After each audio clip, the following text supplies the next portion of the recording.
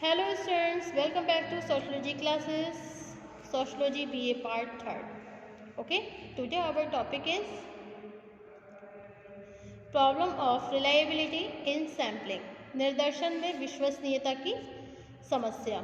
Okay, so without wasting much time, we should start this video on this topic.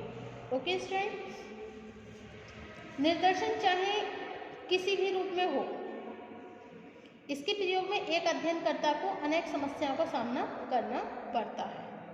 Okay, सर्वप्रथम अध्ययनकर्ता सरलता से इस बात का निर्धारण नहीं कर पाता कि किस आकार के निर्दर्शन द्वारा सर्वोत्तम सूचनाएं प्राप्त की जा सकती हैं. इस प्रकार निर्दर्शन के आकार का निर्धारण करना स्वयं में ही एक प्रमुख समस्या बन जाती है. ओके, यदि किसी प्रकार इस समस्या का समाधान कर भी लिया जाए तो दूसरी समस्या यह उत्पन्न होती है कि समग्र में से किस प्रकार उन इकाइयों का चयन किया जाए जिसके द्वारा निर्दर्शन की प्रतिनिधि पूर्ण बनाया जा सकता है. इस प्रकार प्रतिनिधि पूर्ण निर्दर्शन को प्राप्त करना और भी बड़ी समस्या है. ओके, इसके पश्चात भी जैसा कि पहले स्पष्ट किया जा चुका है, निर्दर्शन से संबंधित सबसे प्रमुख समस्या इसकी विश्वसनीयता की समस्या है. अध्ययनकर्ता चाहे कितना भी पक्षपात रहित क्यों न हो, लेकिन निर्दर्शन के चयन में इस बात की सदैव संभावना रहती है कि प्राप्त निर्दर्शन के द्वारा विश्वसनीय तथ्यों को प्राप्त न किया जा सके. ओके,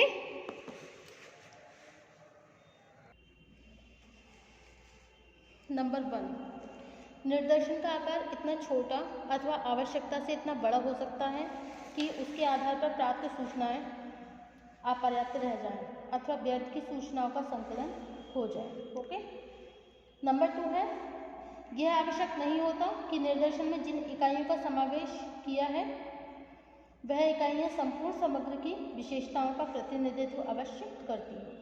नंबर 3, यदि एक समग्र से संबंधित विभिन्न वर्गों अथवा इकाइयों में एक रूपता का अभाव, लैक ऑफ यूनिफॉर्मिटी होता है, तो निर्दर्शन द्वारा प्राप्त तथ्यों की विश्वसनीयता और अधिक संदेहपूर्ण बन जाती है. नंबर 4, निर्दर्शन के द्वारा सूचनाएं एकत्रित करने वाले कार्यकर्ताओं पर यदि किसी केंद्रीय संस्था का कोई नियंत्रण नहीं होता तो इस बात की संभावना रहती है कि तथ्यों का संकलन मनमाने रूप से कर लिया जाए.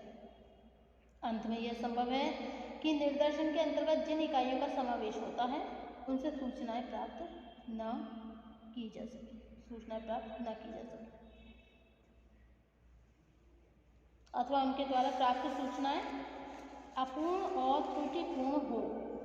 साधारणतया अध्ययनकर्ता के पास ऐसे कोई निश्चित उपकरण नहीं होते जिनकी सहायता से इन परिस्थितियों में निर्दर्शन द्वारा प्राप्त तथ्यों की प्रामाणिकता की जांच की जा सके.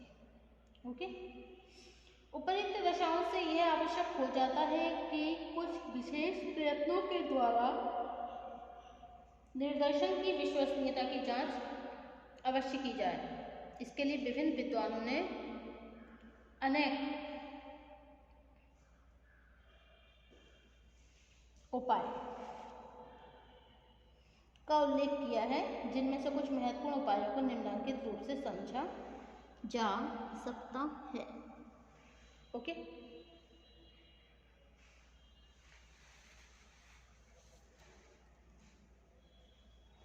नंबर 1 है आपका पैरेलल सैम्पलिंग, सेकंड है comparison of the finding, third है comparison with the universe, fourth है आपका test of significance. Okay, number 1 parallel sampling, समांतर निर्दर्शन. प्राप्त निर्दर्शन कहाँ तक विश्वसनीय है, इसकी परीक्षा करने के लिए एक समांतर उप निर्दर्शन को प्राप्त करना अक्सर बहुत उपयोगी होता है. यदि समांतर निर्देशन के अंतर्गत आने वाली इकाइयों की सूचनाएं मुख्य निर्देशन से संबंधित इकाइयों की विशेषताओं से मिलती जुलती होती है तो निर्देशन को विश्वसनीय माना जा सकता है। ओके, नेक्स्ट है आपका समग्र से तुलना, कंपैरिजन विद द यूनिवर्स।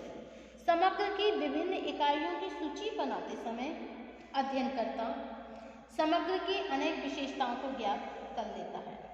उदाहरण के लिए समग्र में स्त्री पुरुषों का अनुपात, व्यावसायिक स्वरूप,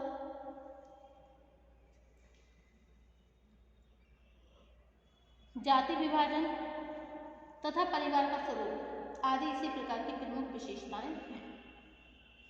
किसी भी विधि से प्राप्त निर्देशन से संबंधित इकाइयां यदि अवलोकन पर आधारित विशेषताओं का प्रतिनिधित्व करती हैं तो निर्देशन को विश्वसनीय माना जा सकता है। नंबर 3 है आपका परिणामों की तुलना, कंपैरिजन ऑफ द फाइंडिंग। अध्ययन से संबंधित विषय यदि इस प्रकार का है कि उसके किसी अन्य पक्ष का अध्ययन पहले भी किया जा चुका हो, ओके, तो उसके परिणामों की वर्तमान निर्देशन से प्राप्त परिणामों से तुलना करने पर भी यह ज्ञात किया जाता है कि निर्देशन किस सीमा तक विश्वसनीय है। यह विधि यद्यपि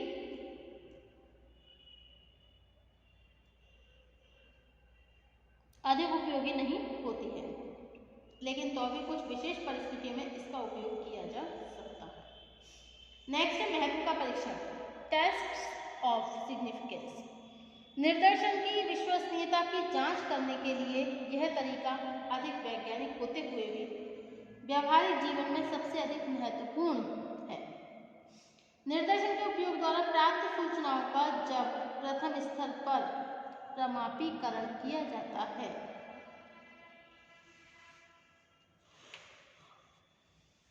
उस समय अध्ययनकर्ता तनिक सी अंतर्दृष्टि द्वारा यह ज्ञात कर सकता है कि प्राप्त सूचनाएं किस सीमा तक समग्र की विशेषताओं का प्रतिनिधित्व कर रही हैं तथा वे सूचनाएं किस सीमा तक उपयोगी हैं। इस प्रकार प्राप्त सूचनाएं अवलोकन के आधार पर भी सही प्रतीत होती हैं तो निर्देशन की विश्वसनीयता स्पष्ट हो जाती है। Okay,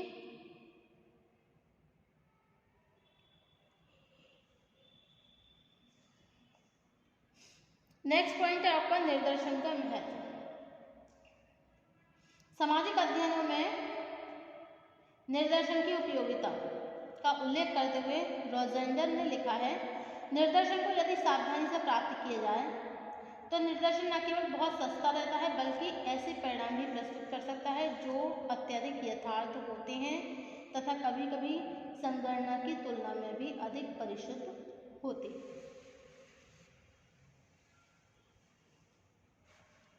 Importance of sampling, okay,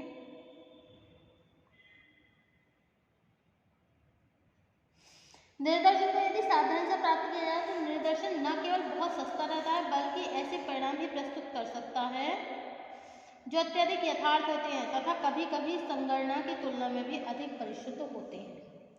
इस प्रकार लापरवाही से आयोजित और कार्य में लाई जाने वाली संगणना विधि की तुलना में सावधानी पूर्वक चुना गया निर्देशन अधिक श्रेष्ठ होता है। इस कथन के संदर्भ में निर्देशन की उपयोगिता तथा इसके गुणों को अनेक क्षेत्रों में देखा जा सकता है। ओके,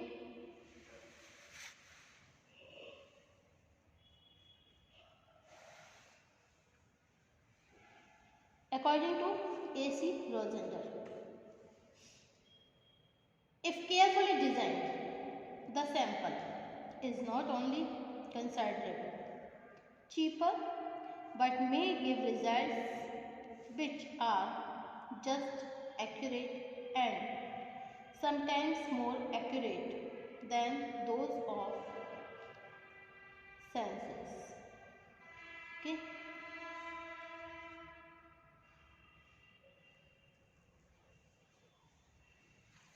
निर्देशन को सावधानी से प्राप्त किया जाए तो निर्देशन न केवल सस्ता रहता है बल्कि उसके परिणाम भी प्रस्तुत करता है, वो भी ऐसे जो कि यथार्थ होते हैं।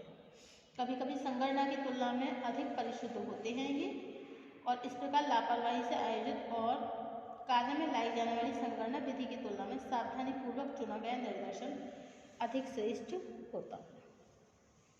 ओके, नेक्स्ट है आपकी डेफिनेशन गुडे एंड हार्ट। गुडे तथा हार्ट के अनुसार the use of sampling allows for more adequate scientific work by making the time of the scientific worker good. निर्देशन का उपयोग एक वैज्ञानिक कार्यकर्ता के समय की बचत करके अध्ययन को अधिक वैज्ञानिक रूप प्रदान करता है। ओके,